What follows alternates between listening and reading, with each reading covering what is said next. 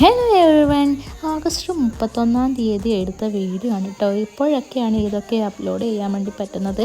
September 2-ന് ഇച്ചൂട്ടൻ്റെ birthday ആണ്. അവന് വേണ്ടിയിട്ട് കുറച്ച് ഗിഫ്റ്റും ഡ്രസ്സൊക്കെ വാങ്ങാൻ വേണ്ടി പോവുകയാണ്. അവൻ്റെ കയ്യിൽ അവൻ്റെ ഫേവറേറ്റ് കാർട്ടൂൺ ക്യാരക്ടേഴ്സായ ഹൾക്കും ബാറ്റ്സ്മാനും ഉണ്ട് കേട്ടോ. സൗദിയിൽ നിന്ന് ഏട്ടൻ വരുന്ന സമയത്ത് കൊണ്ടുവന്നതാണ്.